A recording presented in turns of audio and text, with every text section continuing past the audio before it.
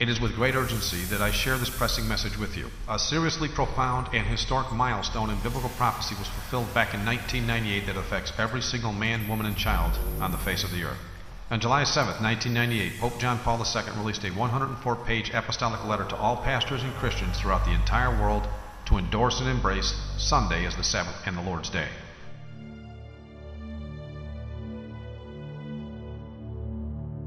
In the book of Esther, chapter 3, Satan used government authority to try and force God's people to break God's law. Mordecai chose to die on the gallows rather than break commandment number 2. In Daniel chapter 3, Satan again used government authority to try and force God's people to break God's law. Shadrach, Meshach, and Abednego chose death in a fiery furnace than to break commandment number 2. Again, in Daniel chapter 6, he used government authority to try and force God's people to break God's law. Daniel chose death in a den of lions rather than break commandment number 1. In all 3 cases, God protected his faithful and delivered them from certain death. Mordecai was honored and became next unto the king, and his enemy was hanged on the gallows in his place. While in the fiery furnace heated 7 times hotter to kill them, Shadrach, Meshach, and Abednego were joined by the Son of God, and the fire caused them no harm. However, the men that threw them into the fire were killed by the flames.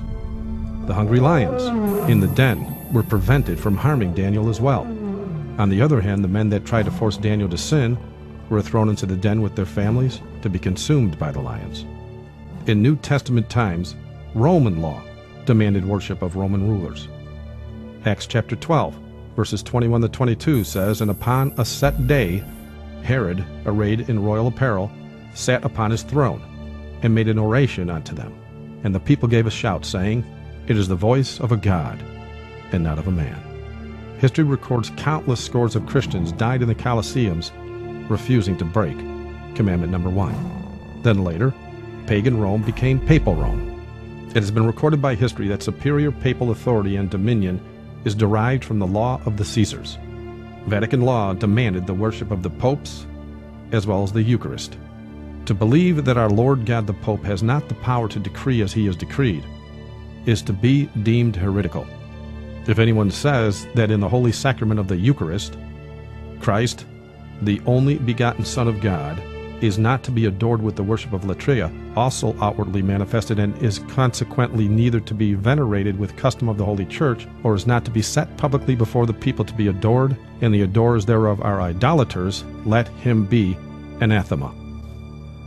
For refusing to break commandment number 1, history records over 500 million Christians were killed by the Vatican between the years 538 AD to 1798 AD. It has been recorded that the Church of Rome has shed more innocent blood than any other institution that has ever existed among mankind will be questioned by no Protestant who has a competent knowledge of history. It is impossible to form a complete conception of the multitude of her victims, and it is quite certain that no powers of imagination can adequately realize their sufferings. Out of inherited fear of the bloody past, most denominations today teach the law is no longer needed. Why does the devil persist in trying to get people to break God's law? It's because he knows Christians that keep the law will not receive the mark of the beast.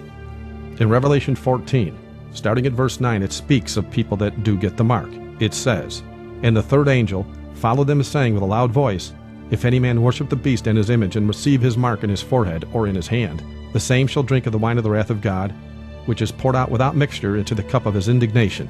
And he shall be tormented with fire and brimstone in the presence of the holy angels, and in the presence of the Lamb.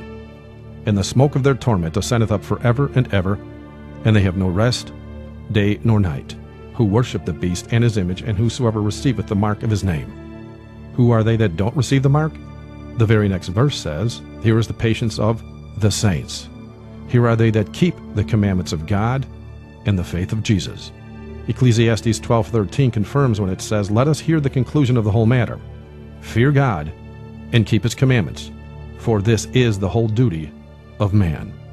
In Revelation 13, verses 16 and 17, we find, "He causeth all, both small and great, rich and poor, free and bond, to receive a mark in their right hand or in their foreheads, and that no man might buy or sell, save he had the mark, or the name of the beast, or the number of his name. Why is this mark so important, and what are the actual features of a mark? Government declarations must always bear a mark, or an official seal of approval on it for validity. But what are the actual features of an official mark, or an official seal made by governing bodies? Well, an official seal, or signature, must always have 3 distinct features to be considered valid. Number 1, they must have the name of the official. Number 2, the title of the official. And number 3, the territory of the official. In other words, when the President of the United States signs a bill into law, he must sign it number 1, name, George Washington. Number 2, title, President. Number 3, territory of the United States of America. Collectively, his signature would read, George Washington, President of the United States. Absolutely every document must be signed or sealed in this manner for it to become an official legal document. Without it, it's a useless piece of paper. The Lord, thy God, has a kingdom, as well as a legal document containing his law for that kingdom. The Lord's legal document is, of course, his law, the 10 Commandments. Looking directly into the midst of these 10 Commandments, you will find the seal of the living God. Within the 4th commandment we find the words, For in 6 days the Lord made heaven and earth. In that passage, we see all the necessary features of an official seal. Without these 3 features, the law would be nothing more than words etched on stone. Again, an official seal or signature must always have 3 distinct features to be considered valid. Number 1, his name, the Lord. For it says in Isaiah 42 verse 8, I am the Lord, that is my name. His title, Creator, because it said in that verse, the Lord made heaven and earth. And number 3, his territory, heaven and earth, because that is what he made. Collectively, his signature reads, the Lord, Creator of heaven and earth. The seal of the Creator God is found in the Sabbath commandment of that same Creator God. It is an acknowledgement of his authority as the Creator as well as the author of that law written in stone. When we keep his Sabbath commandment, we are expressing that we recognize, remember, and worship him as our Creator. Psalm 77:11 says, I will remember the works of the Lord. Surely I will remember thy wonders of old. So, how is the mark of the beast or the seal of God administered? As was discovered in the previous video, the Vatican has control over all the necessary governments with global powers to allow them the ability to do as they wish. The national ID cards that are slated to start arriving in the United States of America as early as May of 2008 will be a mainstay in the system of control. The ID cards will contain everything about you as an individual. Your home address, resume, educational background, health history, past and present employment, your travel plans, passport info, birth certificate, social security number, driver's license number, marital status, family records, and even criminal records will be in this card. It will eventually replace all your credit cards as well as the use of cash. It used to take the government up to 72 hours to prevent you from buying and selling or freezing your accounts. With the ID card, it happens instantly anywhere in the world. How does this mark get into the hand or into the forehead? In Jeremiah chapter 38 verse 23 it says, Thou shalt not escape out of their hand, but shall be taken by the hand of the king of Babylon, and thou shalt cause this city to be burned with fire. Ecclesiastes 9 verse 10 says, Whatsoever thy hand findeth to do, do it with thy might. For there is no work, nor device, nor knowledge, nor wisdom in the grave whither thou goest. In prophecy, the hand represents being forced against our will. It is also used to describe our ability to buy and sell, or work, as Ecclesiastes 9 verse 10 puts it. In Hebrews chapter 10 verse 16 it says, This is the covenant that I will make with them after those days, saith the Lord. I will put my laws into their hearts, and in their minds will I write them. Scientists have recently mapped the human brain and found the forehead is where decisions, judgments, and free will are made. We are sealed in the forehead when we make the free will decision to accept either God's law or man's law. We are also marked in the right hand when we are forced against our will to break God's law. The mark is a choice. It's no different than the choice Mordecai, Shadrach, Meshach, Abednego, Daniel, or the millions of Christians made before you. Will you follow God's law or man's law? Matthew 16:25 says, For whosoever will save his life shall lose it, and whosoever will lose his life for my sake shall find it.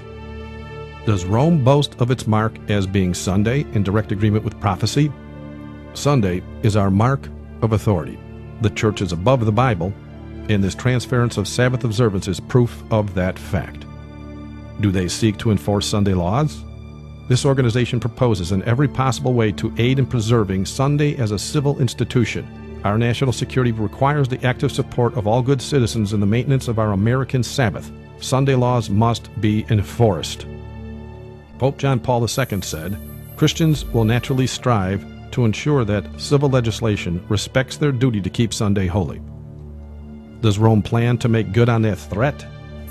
The thought of a revived Holy Office of the Inquisition would pacify some and offend others. Nevertheless, the Holy Office still exists. Only its name has been changed. Pope John Paul II has been instrumental in its revival. One may argue that this Ratzinger-run agency is merely an attempt by the Catholic Church to root out communism or backslidden priests and their practices. However, with John Paul II's objective to implement God's mandate by creating a global church state, which will administer from traditional Roman Catholic theology, is enough cause for alarm. Malachi Martin has already stated in his book, The Keys of This Blood, that the Pope will not tolerate any belief systems that oppose his, not on a civil or church level. In John Paul II, the world will behold a tyrant who will coldly execute direct orders against those whom he deems as heretics or immoral. Moreover, like his papal predecessors, John Paul II will carry out his godly mandate in the name of Christ, or perhaps Mary. May God help us all. Is the media bowing to Rome's plans for Sunday laws?